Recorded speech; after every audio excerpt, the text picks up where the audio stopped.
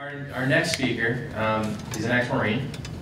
He calls himself a computer geek, and he's also a father. Speaking of being a father, so I have two boys, and they're 4 and 5, and one of the games that we like to play is about this really skinny, tall individual with glasses and a white and red hat. But I want everyone to know I found Waldo. He's right here. So our next speaker is Waldo, who's getting set up right now, and that was my poor attempt of trying to tie in some sort of child-parent humor. So as we wait, nailed it. Cool.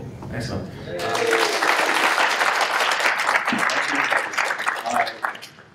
Thank you, everyone. One, for your patience, but also being here. Like, it's fantastic to see so many friends I know from before and new friends. Like, this is fantastic. So I am the last thing before lunch. You have to get through me to get food. So, but I hope this is fun. So when you're giving a presentation, you should tell a story. And unfortunately, the thing I want to talk about doesn't really lend itself too well to a single story. That's right. It would be a story with innumerable possibilities. It would be a story of every team, and every person, in every possible conceivable time. Deep, huh? It's a vast understatement to say that every person is different, and I assure you the slides are right. This is exponentially true for every team in point in time. Now, since it's impossible to tell every story, I will talk of possibilities and hope that some of them resonate with you. So, welcome to So You Want to Be Hired as an Agent of Change. Here's your helmet. So, in order to get the process of getting hired as an agent of change, step 1, run fast.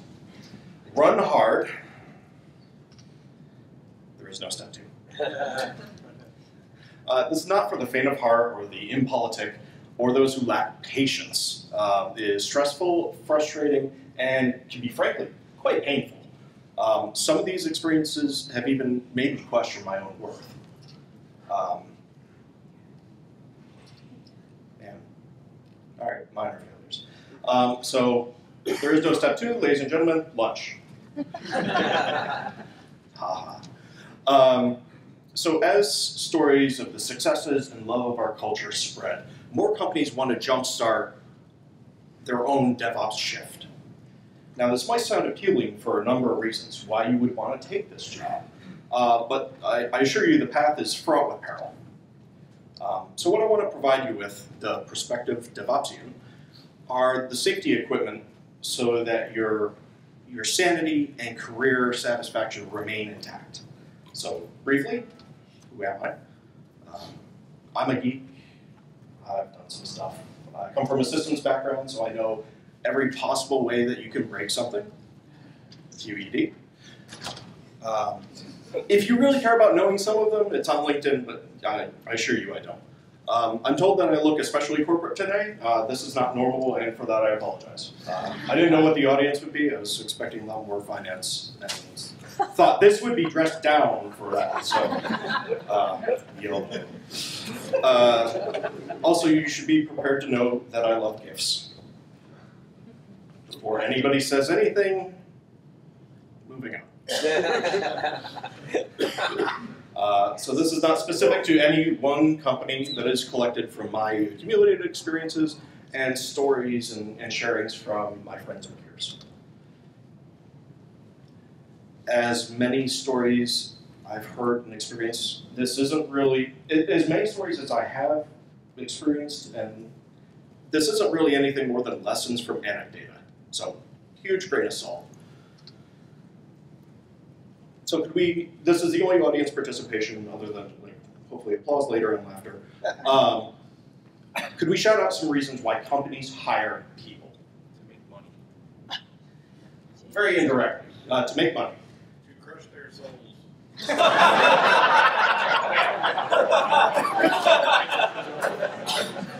What is best in life, Glenn? Crush their souls. Satisfy the man. You work for IBM, don't you? Bring your insight. To gain new insight? Fantastic. I heard something over here. Solve a very specific problem they're having right now. To solve a very specific problem they're having right now. Sustain the appearance of growth. Wow, that was cynical. To sustain the appearance of growth. Wow. Any non-cynical responses? No, I love the cynicism. To make life better for their existing team by giving them more help. To make life better for their humanity. Nice. To make life better for their existing team. Connie? To not actually have to manage. To not have to actually manage anything. Yes, Interesting. it's called Larry, right? that is definitely legal. To replace the person that just left. Thank you. To replace the person that just left. Increase headcount. He said that one. To increase headcount. No, that is legitimate. You could have the appearance of growth and actual growth. How about that? So those are fantastic, and thank you. Everything I could come up with on my own, I'm not that creative, could be boiled down to two reasons. Either they want to do more of the same, including replacing a departure, or they're looking to fill a need that they can't serve right now. I mentioned it there. How do companies hire? They do interviews. There's a lot that's wrong with them, and I really want to focus on two things, and those two will inform a third. Now, interviews are scheduled, and often scheduled rigorously. They're seldom long enough. See, 30 minutes might tell you that somebody's a no, but is an hour enough time to tell you that they're a yes? Is that enough time for them to decide whether they want to work with you? The second problem? Everybody lies. It's often not intentional. But what they're telling you will not always come to be true from your perspective. Between agreeing on what terms mean to having an objective view on quality of what they're saying, you cannot count, especially in an hour, on a mutual understanding. Some things are going to be overstated, and some are going to be understated. The good, the bad, and the ugly. And this is going to be hard for you to sort. And this makes life difficult for you. The worst part is that it won't be consistent. What can I even believe? What does it mean when they say they have some automation? What about when they say engineers are empowered to make decisions?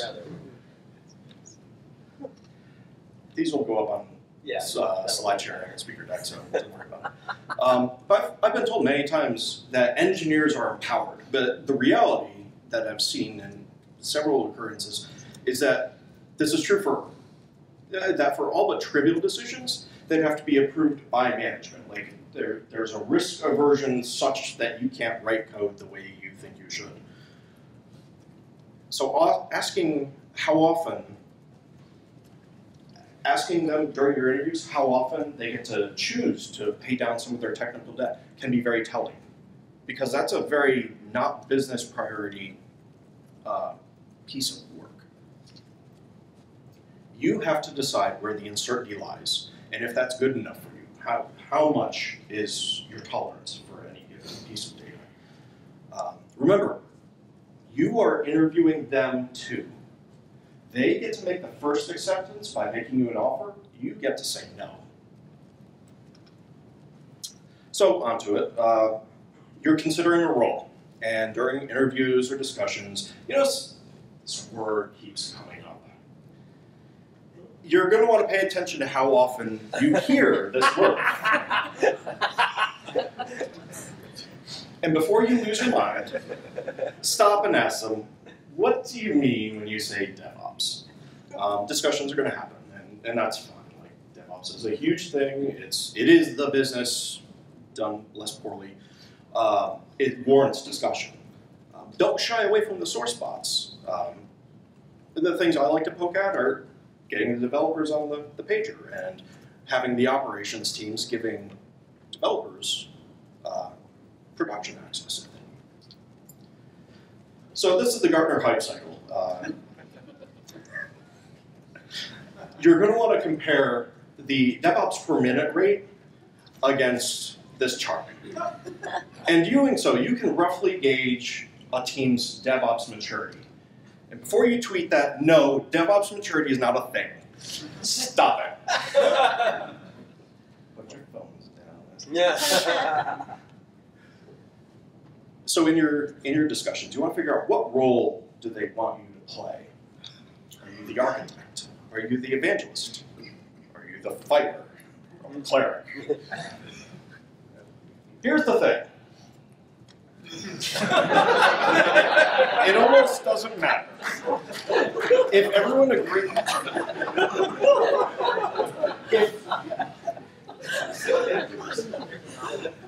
glad that paid off. If everyone agreed that they wanted this culture shift, because that's what you're going to want to hear. We want this culture shift. We keep hearing it, but we don't know where to begin. But if everybody wanted this, it would be done. They would have it. They would be on the way. They wouldn't need to seed their DevOps culture. So they might say they just need a voice to show the way. This is not one of the bunnies. You need to be the person with the treats. Now this person that they want to hire in cannot be a peer influencer. None of the bunnies are leading the way. That person is a director. In order to be successful, you need to have authority. You cannot do all the things, and you cannot change all the minds. Easier said than done in anything in here is going to be very appropriate. And you'll hear something like, "Well, it's okay. We want you to be an engineer. You just go get consensus." Just like that, easy. The problem here is expectations. Once they hire you, they think they've done this. So then you do your onboarding, and you'll hear, "So great, we'll have you meet daily with all of the stakeholders to discuss their needs and your progress." It might be reasonable for you to ask them to describe a timeline of expectations and goals, which would be fabulous.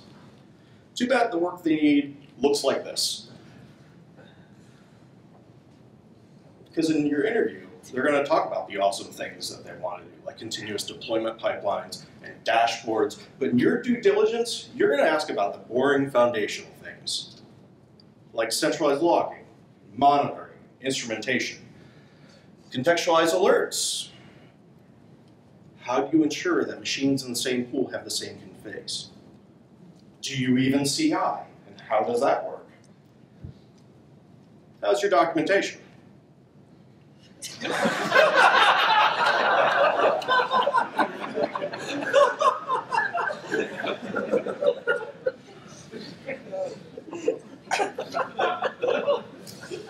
Why don't you tell me about your Agile transformation? How's that looking?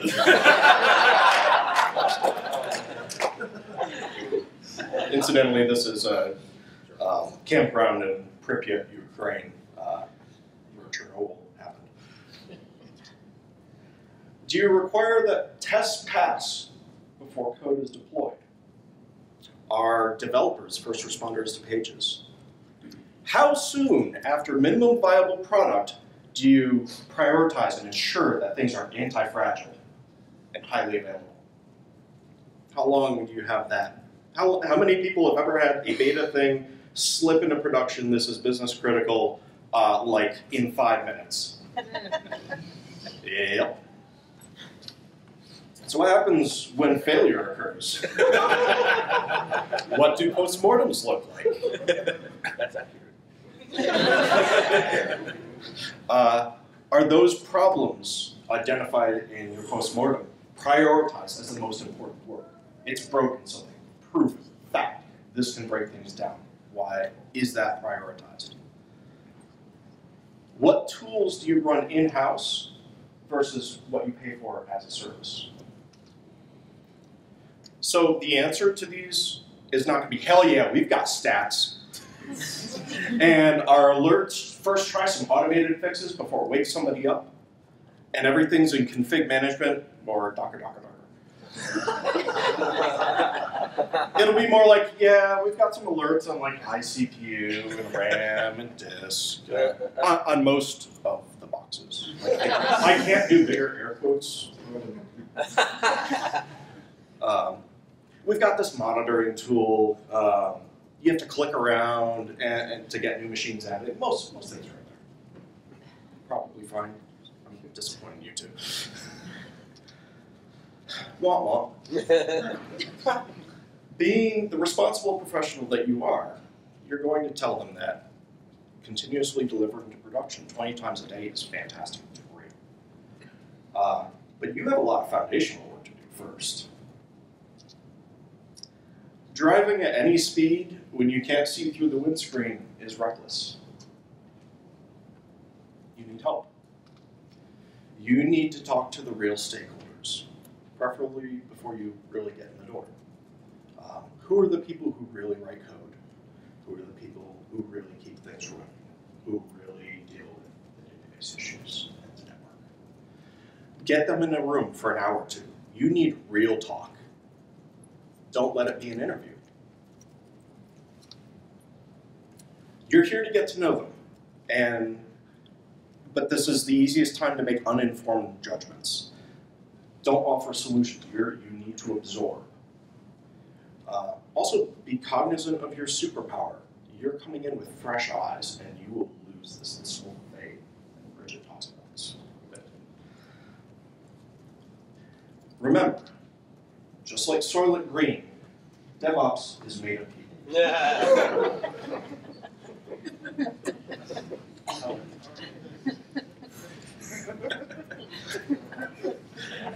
They know what's hurting them, but they can't help you to help them. They're too busy. And they've always been too busy. And by now, they can't even see a way out. So they're going to depend on you to save them. They may have lost hope because they're used to bringing up concerns and having them get overridden or discounted. They have projects to improve things. They're on the board, they're on the schedule, they're on the budget. But they spend all their time firefighting, and they're exhausted. This might be a sign that authority is not aligned with responsibility. So you're going to want to get an idea of what the org chart looks like. Not only do you want to find out if it's management heavy, like we've got, say, 30 engineers and we've got 25 managers and directors, or whatever your relevant numbers are. How far, not only do you want to find out if it's management heavy, you want to find out how far you are from being able to make real decisions.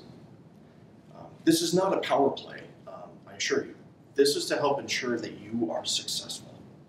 If you have to get buy-in for every word you say, well, I wouldn't be up here talking. This agent of change needs to be empowered to direct change. And it doesn't need a title of director, but you need to have a role that you can say things and don't have to argue about every little thing. They are explicitly, this company that you're looking to join, they are explicitly looking for someone to undo bad decisions. Not bad in a value judgment like you're a horrible person and you should feel bad, but in retrospect, in hindsight, or at least it is no longer a good idea to do this. I'm shorthanding that to bad. John Oswald's going to send PDFs at me, I'm sure. So, bring it. Be wary if they want to hire, if they want change, but they're hiring you to be a leaf node on your chart. If so, you might actually prefer being a consultant. See, hiring an employee versus hiring a consultant incurs a vastly different power dynamic.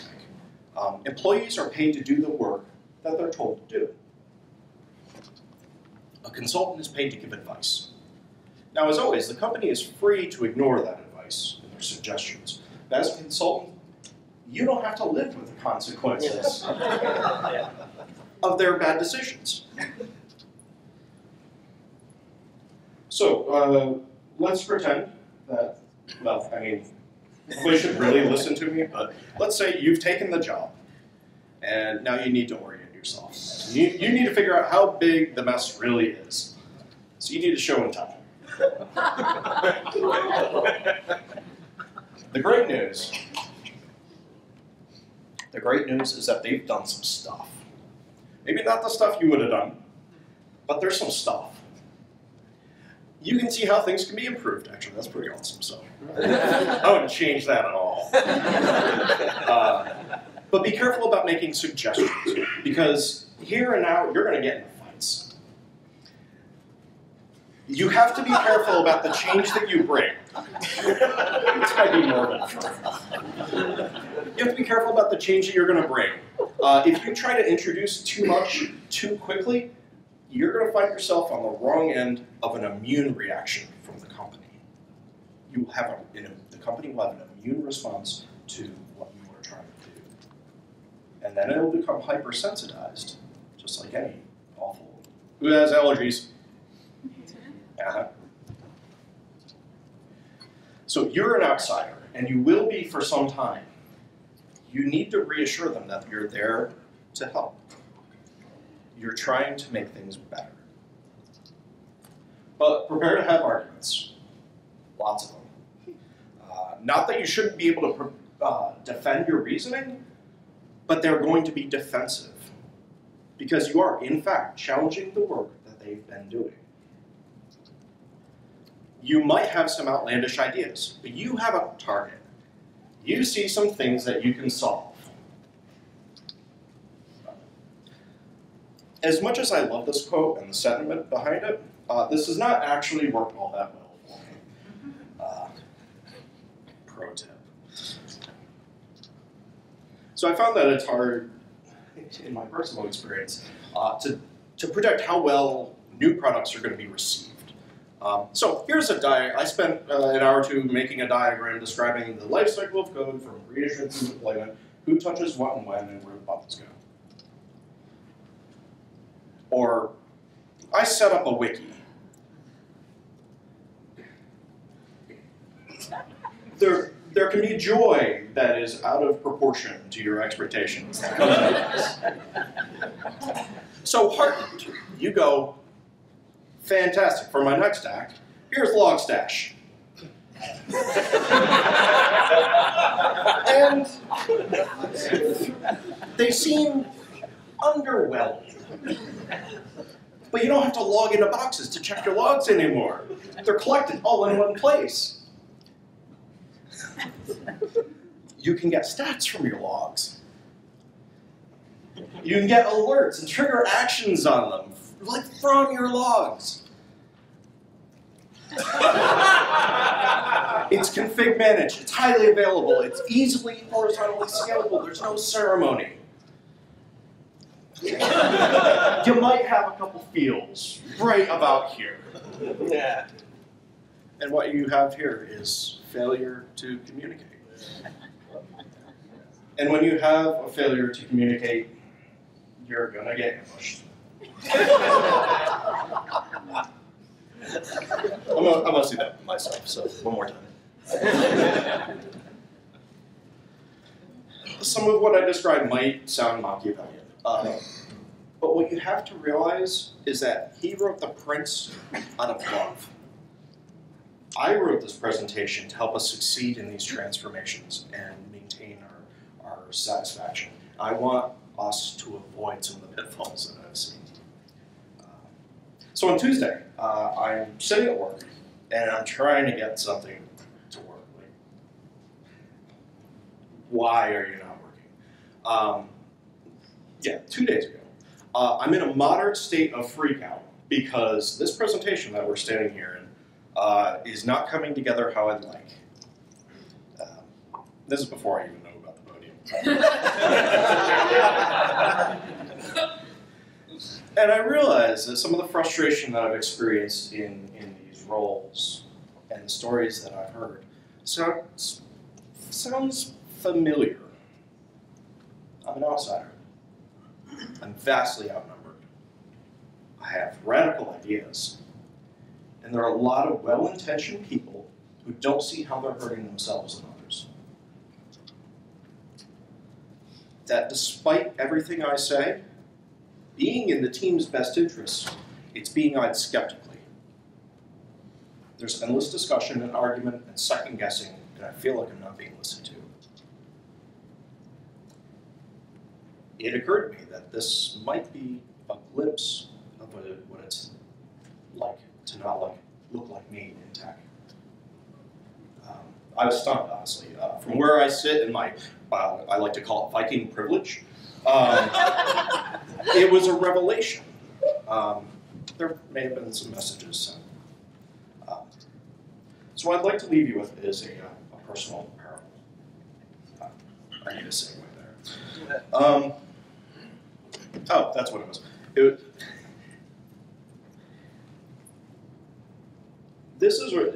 Going through this experience is a fantastic way to get a dose of empathy from people that you like but maybe can't relate to.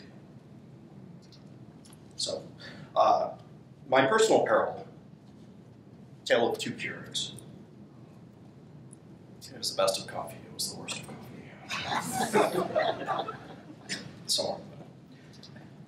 The first time I ever encountered a Keurig was at this one company. We're not going to go into it.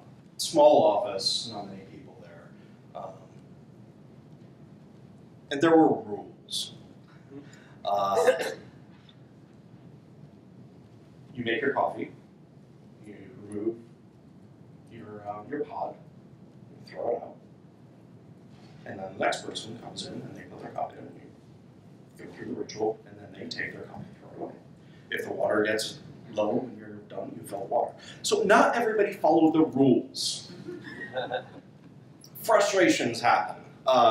There are things said behind closed doors. The next place I went also had a Keurig. So first day I walk over there and there's a couple there. And I start having feelings.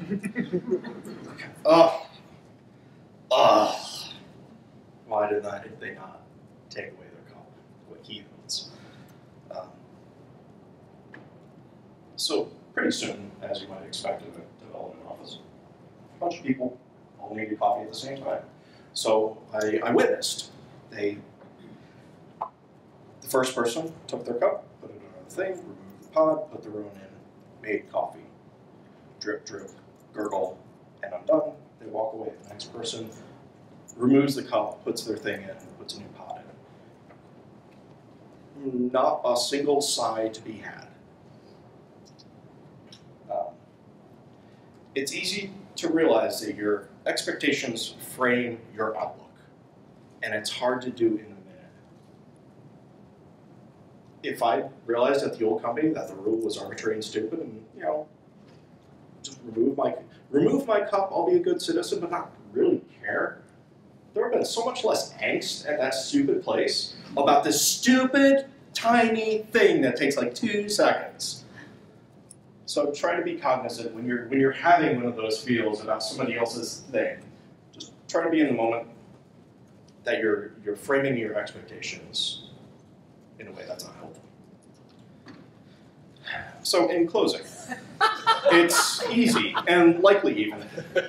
For the things that I'm describing, the things that I've tried, they may not work for you. It's likely that they won't. They'll work differently for you.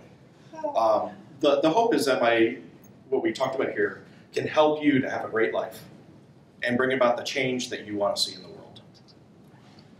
And if nothing else, I encourage you to fail your way to success.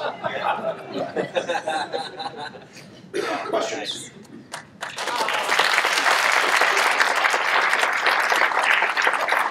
We have no time for questions. So One question. one question. I'll also give you bonus gifts. Questions? I just wanted to say I went through that exact same period, and I really appreciate you sharing that because I fully empathize with the whole "why are we so angry?" Well, I was actually thrilled because we didn't have to deal with the thing of, you got the shared coffee pot and that one person every time, always with I left a shot glass worth of coffee in. So I was thrilled to have a Keurig, but yeah, silly little things. All right, thank you, Waldo.